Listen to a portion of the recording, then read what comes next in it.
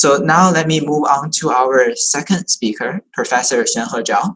I want to introduce Xuanhe Zhao. Xuanhe completed his PhD at Harvard, and now he's a professor at the Mechanical Engineering Department at MIT.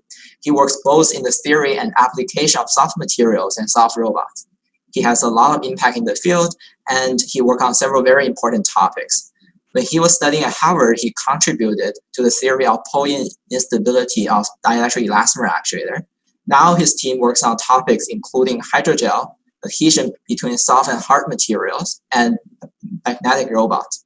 A lot of his work has led to collaboration with hospitals in Boston and has shown promise to improve the living quality of patients. He will be talking about magnetic soft robots today, so please join me in welcoming Xuanhe. Xuanhe, please take over. Thank you. Can you hear me? Yes, I can hear you. Very good. And can you see my screen? Yeah, we can also see your screen. Laser pointer. That's great. Perfect. Thank you so much for organizing this wonderful workshop. I think this is very timely. And thank you for the invitation. Thank you for the very kind introduction as well, Kevin. So today I'll talk about magnetic soft robot. So especially for biomedical application, Xuanhe Zhao from MIT. Now,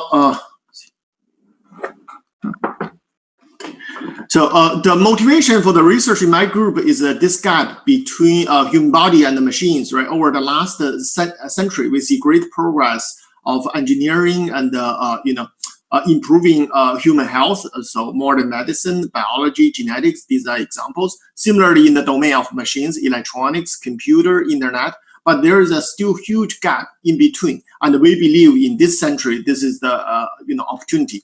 A few areas that we are working on. One is improve human health, better health. That's something we all want. Understand the human brain, extend the human capabilities. If we can truly merge human and machines, these are possibilities. So in particular, we propose a soft materials technology. Because human body is a soft, white, living, traditional machines are usually hard, dry, non-living.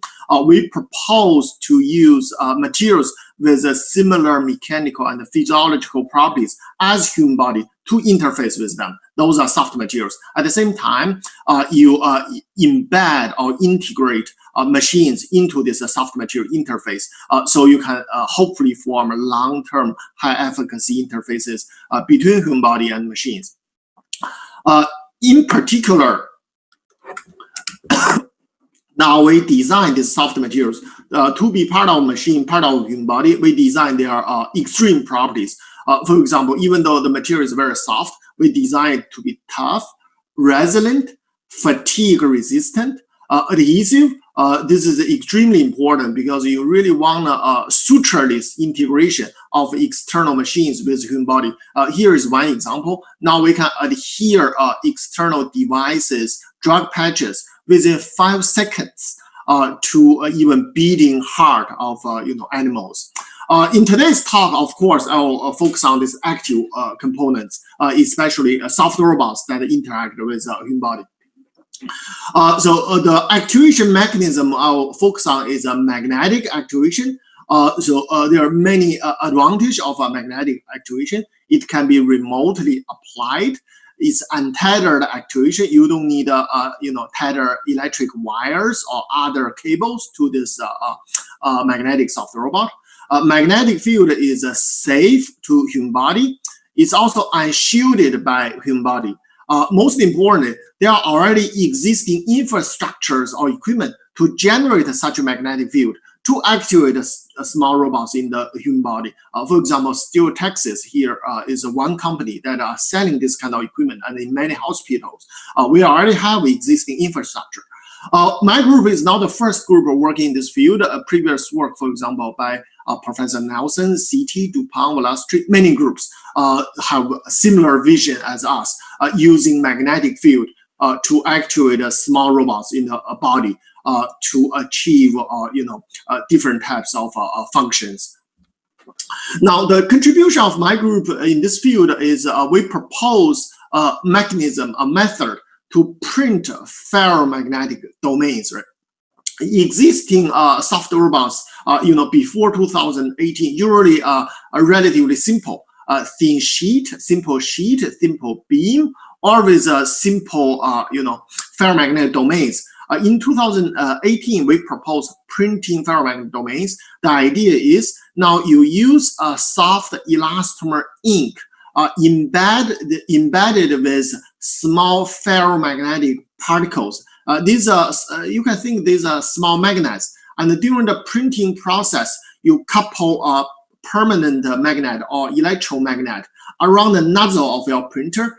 Then by rotating those small magnets inside the ink, you program the polarity of this fiber that you printed, right? Then this is a 1D fiber. You have 2D sheets, 3D objects with both complex shape and the complex ferromagnetic domain pattern. So that's the key idea. Now, in order to design the ink, we design 3 properties. One is a ferromagnetic. We put this neodymium iron boron microparticles around 5 micrometer in the ink. We need to make this to be shear thin so that you can easily squeeze it out of the nozzle. We also make it to be sheared yield so that once you squeeze this ink out of the nozzle, it can maintain its own shape. These are well-known properties of inks for this direct ink writing 3D printing process. Then this is, for example, one simple structure that we printed. This is a simple fiber, but with alternating ferromagnetic domains. You can see. Then once we apply an external magnetic field, those domains tends to reorient towards the applied magnetic field. Then this fiber bend into this M shape, right? You can see this is a real-time deformation, very fast actuation. Also, we develop a model. We use nowadays we're using this model to guide the design of soft robots. And I want to just spend one slide to discuss this model. So the model is called the ideal hard magnetic soft material model. The key idea is here. We introduce an extra term of Cauchy stress into the material when the material is within this applied magnetic field. So this Cauchy stress account for both the effect of applied magnetic field and the magnetization due to printing.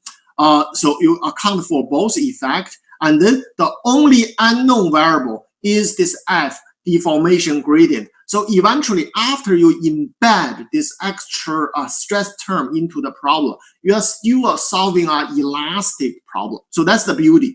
You don't need to solve this coupled field problem anymore. You are still solving an elastic problem.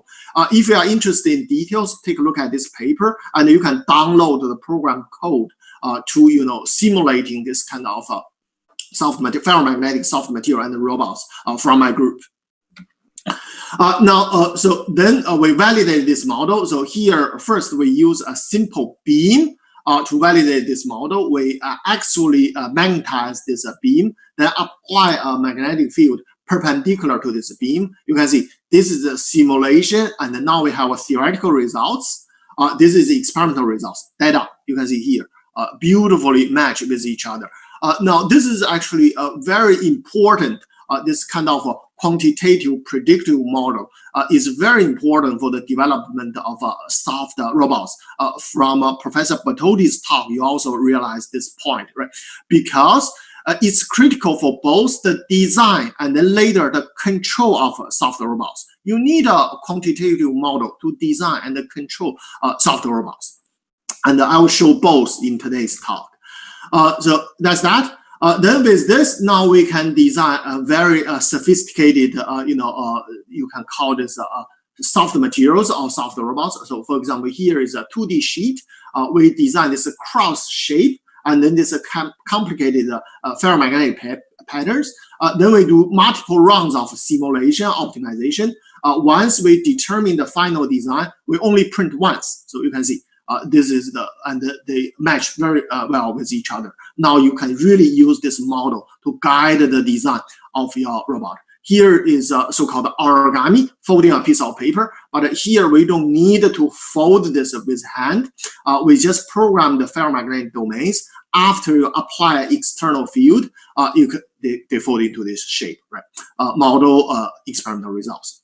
We really use a model to guide the design of this kind of robots or materials. 3D, we can design this metamaterials or Auxetic structure, materials with a negative Boson's ratio. But here, instead of compressing or pulling on this structure, we program the ferromagnetic domains in this structure. Then once you apply external field, those domains tend to rotate. This rotation give you this very large negative Boson's ratio. You can see they shrink in both directions, and we design various structures. This is really model guided design. We do simulation multiple times, optimization. Then one step further, we do experiments, print them out, and then validate this design.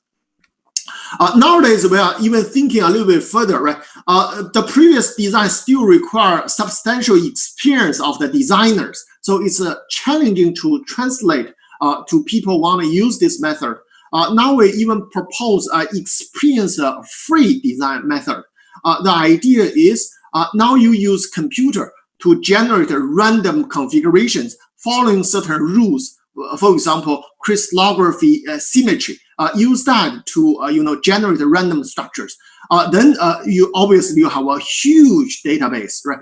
Then you do this large scale simulation, generate lots of properties. Then you analyze these properties. You use a machine learning algorithm. For example, we use this generative adversarial network, GAN. So use this to further extrapolate those designs in this high dimensional design place. This actually can give you even better design. Then you use the results from GAN instead of the randomly generated structure to give you the final design. But this design takes a very long time, but it's experience-free and in some sense systematic.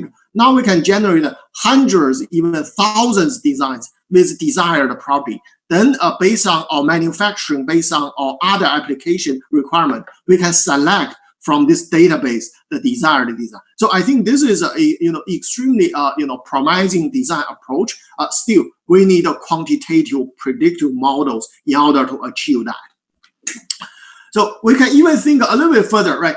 So nowadays we are programming data and model into this 2D hard drive, right? This is 2D hard drive 01. We're programming ferromagnetic domains to save such a data and model. Now with the similar method, once you achieve your design, you can really prescribe data model into this 3D ferromagnetic soft robots by 3D printing. So here is one example.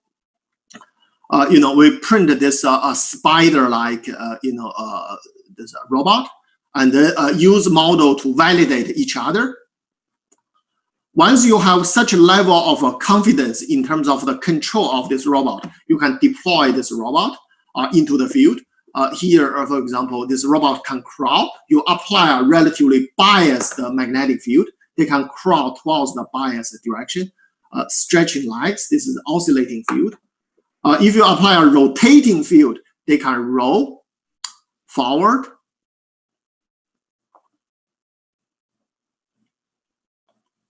They can roll backward.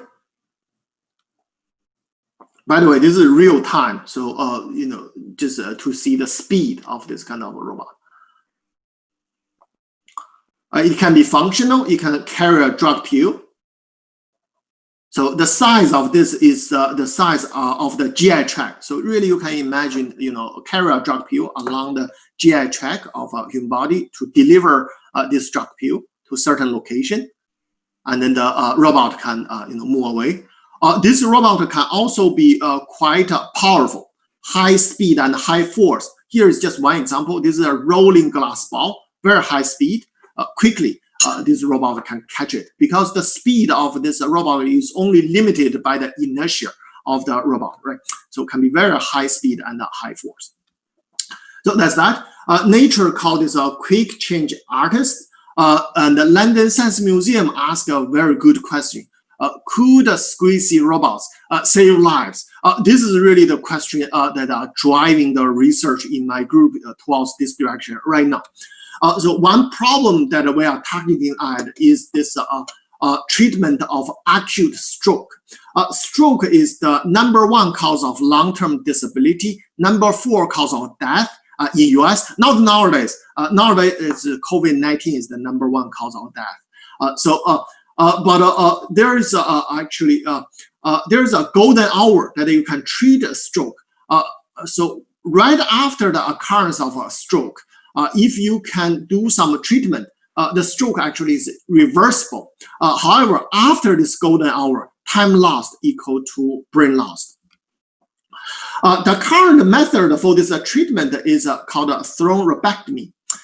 This is a guide wire, right? So these neurosurgeons, they will make an incision at the leg or groin of the patient, and then insert this guide wire all the way from the groin towards the brain. So if you navigate all the way to the brain, and then use this guide wire and together with microcatheters to treat a stroke. You may ask, there are lots of branches. How does this guide wire navigate towards through those branches? You can see this is a J-shaped tip of this guide wire. Then the neurosurgeon rotate the guide wire from outside to navigate towards those branches. Lots of challenges. #1, loss of maneuverability under large friction. This is a technical challenge that can be addressed. The second one, unavailability of doctors, especially in rural area. This is an intrinsic challenge. You cannot imagine to put a neurosurgeon or this kind of medical center in each small town of the country, right? Then if you transport patient from those small towns, rural areas, to big medical centers like in Boston, then time loss equal to brain loss. So this is the intrinsic challenge. #3, these heroic doctors, right? They save lots of lives. They actually suffered a lot. They suffer from accumulated radiation from X-ray, right? They need to observe the guide wire during this surgery in real time, right? So this is through a fluoroscope or X-ray, this imaging to observe the position of the guide wire. For the patients, it's one time, right? Just one surgery. For the neurosurgeon, it's their whole career. So they worry about a lot. Also, they suffer a lot, right? So this is another intrinsic, challenge. Then we propose a method. We propose teleoperated, even autonomous soft robots to address this problem. The idea is now we can use our printing ferromagnetic domain method to design this guide wire-like soft robot.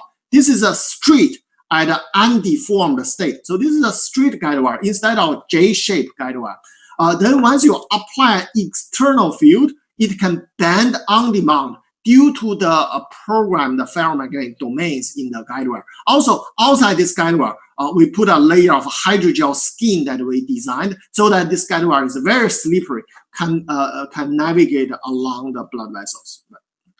So here is one example. You can see straight tip, but once you apply external magnetic field, this guide wire bend on demand. So this is small holes. The diameter is 2 to 3 millimeter. Very narrow, small holes. You can see it's like threading a needle through this needle holes. Right. With this capability, now we have confidence. We go further. So this is a real size cerebrovascular phantom made of silicone, so very soft phantom with simulated blood to approximate the friction, to approximate the viscosity of blood within the brain, blood vessels. You can see this is a guide wire. It can bend on demand. It can treat this aneurysm. It can go to this branch or go to another branch, really under on-demand control of applied magnetic field. Just to put this into perspective, so we are talking about this region, highly tortuous blood vessels, and these 3 points are the 3 points with aneurysm. So you need to be extra careful, do not break them. Right. So very smooth navigation. Now let's compare with state of art. This is what a current neurosurgeon would do, right? Passive J-shaped guide wire. You can see it gets stuck here. Then the neurosurgeon rotated, but accidentally you may touch aneurysm, so that can be dangerous. And during the whole process, this guide wire may drag along the blood vessels. Here actually you have an intrinsic challenge, right? Due to the radius of curvature of this guide wire, it cannot navigate through this very narrow region. Then the neurosurgeon need to pull out the guide wire, reshape the tip, and then insert it again. Time lost equal to brain loss. On the other hand, this is the magnetic guide wire. You can see you can bend on demand, navigate really smoothly through the blood vessel. So we have lots of hope. You can also couple functional components. For example, a laser. Right? Here you can put a laser, a waveguide within the core of this guide wire. Then you can use that to do treatment, even to do imaging in future. And then after the treatment or imaging, you can shut off this laser, then use the magnetic field, navigate this guide wire away. Now that's previous one is tightly operated navigation. Now we are even exploring autonomous navigation. The key idea is here. This is a soft robot, right? So this is a guide wire robot, a soft robot. But this soft robot is not performing dynamic tasks. It's really performing some static tasks. So it's really the deformation of this robot controls its navigation. That's the beauty. Then we can really explore the autonomous navigation. So here, from high quality medical imaging, you know the location of your guide wire. You also know the desired trajectory. Then it becomes an inverse problem, right? Basically, you know what's the deformation you want. Then the question you ask is, what control variable, external magnetic field, should I apply? Inverse problem usually is challenging, but a deep neural network is exactly good at solving those kind of large-scale inverse problems. Similarly, we feed thousands to millions of simulation data into deep neural network. Use deep neural network to give us this control variables. Then once you have this known applied field, you navigate this guide wire over this kind of branches. Then at the next branch, you do this again, you navigate it through. So we have lots of hope towards this autonomous navigation. This is a field still under development. We will report more results in future. Even further, so we can even think, integration of technology, right? AI plus 5G high-speed communication plus robotics. Many people think this, integration will give us autonomous cars, right? Scientists is working very hard towards this vision. However, there can be societal issues. How about the drivers, right? So many Uber and Lyft drivers will be out of job. Then how about the pedestrians? If this pedestrian were hit by this car, who should be responsible for the car accident? The pedestrian, the car owner, even the scientists who developed this, faulty AI program. So lots of societal issues. On the other hand, I believe AI plus 5G plus robotics may represent future medicine, especially in minimal invasive surgery sector, right? Because we are working very hard. Scientists are developing better robots, better control algorithm, better imaging. So in all fronts, surgeons, so we collaborate with neurosurgeons. They are fully on board because we are not replacing neurosurgeons. We are empowering them. They can save more lives remotely, and they do not need to, work right under fluoroscope, under X-ray anymore.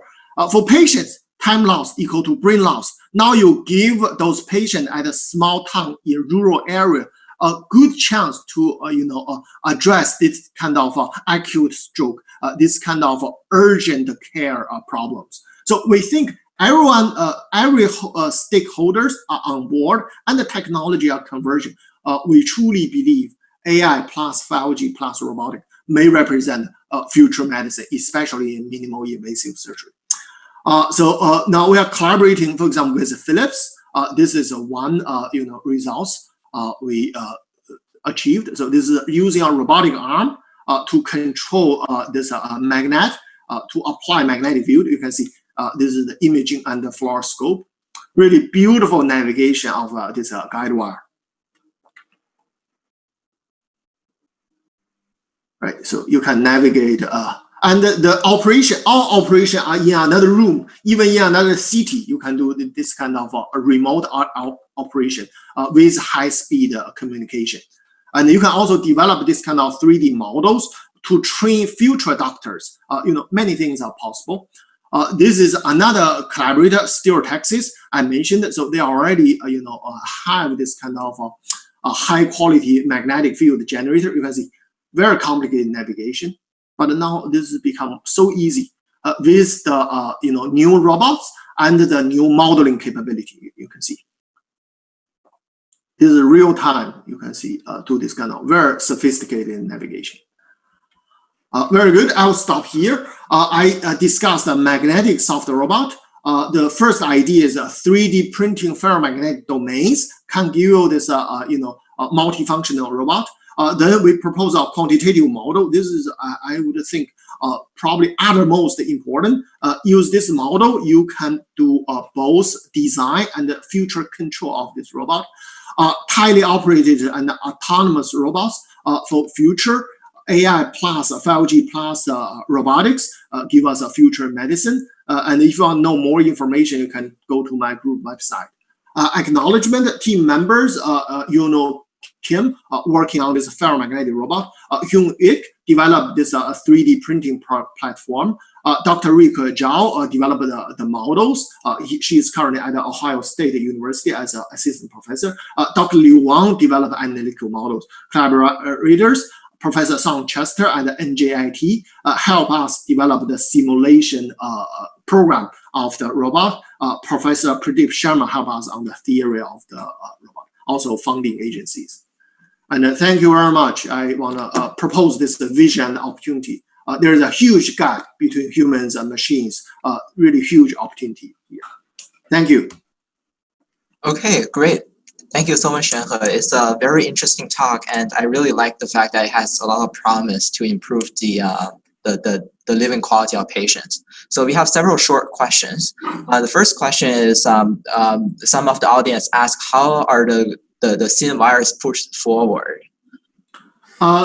Good question. So the question is, for the guide wire robot, how is that navigated forward?